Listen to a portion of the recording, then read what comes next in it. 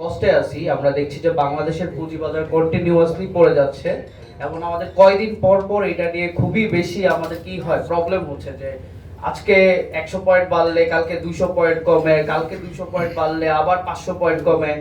এইভাবে কোনো পুঁজিবাজার অ্যাকচুয়ালি চলতে পারে না। বাংলাদেশে গত 10 বছরে পুঁজিবাজারে কোনো রিটার্ন নাই। সো গত 10 বছরে মানুষ যা ইনভেস্ট করেছে এর থেকে কিন্তু 1 টাকাও তারা কিন্তু রিটার্ন পায় নাই। আপনি যদি ইন্ডিয়াতে দেখেন গত 10 বছরে অন এন এভারেজ রিটার্ন ছিল 11%, পাকিস্তানেও ছিল 12%, শ্রীলঙ্কাতে 8.5%, কিন্তু বাংলাদেশের পুঁজিবাজারে কিন্তু গত 10 বছরে রিটার্ন নেগেটিভ। রিটার্ন তো আসে নাই, বরঞ্চ আপনি যদি ইনফ্লেশন অ্যাডজাস্টমেন্ট করেন কোনো কিন্তু রিটার্ন আসে নাই। এটা কিন্তু একদিনের একটা অবস্থা না, আপনাদেরকে কিন্তু বুঝতে হবে আমাদের গত কয়েক মাসে, এবং আমরা এক্সপেক্ট করছি এই বছর 29 বিলিয়ন প্লাস হচ্ছে রেমিটেন্স আসবে। আমাদের এক্সপোর্ট বাড়ছে, আমাদের ইম্পোর্টের উপর যে রেস্ট্রিকশন ছিল ওগুলোও কিন্তু কমিয়ে দেওয়া হয়েছে। এবং আপনারা শুনে খুশি হবেন যে আমাদের ওভারঅল কারেন্ট অ্যাকাউন্ট ব্যালেন্স এখন মাত্র 1.2 বিলিয়ন নেগেটিভ, যেটা গত বছরও 4.5 বিলিয়ন নেগেটিভ ছিল। সো এক্সটার্নাল মার্কেট এত পজিটিভ জিনিস থাকার পরেও আজকে কেন মার্কেট বাড়ছে না, এই কোশ্চেন কি আপনাদের মনের মধ্যে আসে না? দেশের শেয়ার মার্কেটকে যদি আপনি একটা মার্কেট ক্যাপ হিসাব করেন এর মধ্যে 20%ই কিন্তু ব্যাংক, ঠিক না? ব্যাংক এবং ফাইন্যান্সিয়াল ইনস্টিটিউশন 20%।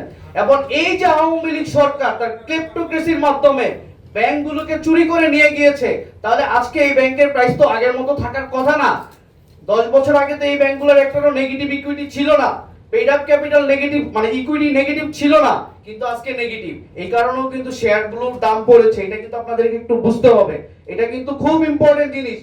যে ইসলামী ব্যাংক বাংলাদেশের সবচেয়ে ভালো ব্যাংক ছিল, ওই ইসলামী ব্যাংকের 1,70,000 কোটি টাকা ডিপোজিটের মধ্যে 1 লক্ষ কোটি টাকা একটা স্পেসিফিক গ্রুপ তুলে নিয়ে গিয়েছে। এটা কি সরকারের ওই সময় সরকারের প্রণোদনা ছাড়া নিতে পেরেছিল? না। তাহলে আজকে ওই ব্যাংকটা প্রবলেমে পড়েছে। গত 6 মাস আগেও আমরা জানতাম ইউনিয়ন ব্যাংকের এনপিএল মাত্র 5%, আজকে আমরা শুনি 90%। কারণ কি? সব টাকা চুরি করে নিয়ে গেছে। তাহলে ওই ইউনিয়ন ব্যাংকের প্রাইস কি বাড়বে? তাহলে কি হলো? এই জিনিসটা কিন্তু আপনাদের বুঝতে হবে। আওয়ামী লীগের চুরির ফল কিন্তু আমাদেরকে এখনো নিতে হচ্ছে। রাইট। ইন্টারনাল অ্যাকাউন্ট কিন্তু একদিনে ভালো করা সম্ভব না। আপনি চাইলে 6 মাসে 1 বছরের নন পারফর্মিং লোন ভালো করতে হবে না। আমরা চাই বাংলাদেশ ব্যাংক দ্রুত রিফর্ম শুরু করুক এবং এই রিফর্মগুলো করে যাতে ব্যাংকিং সেক্টরকে স্টেবল করা হয়।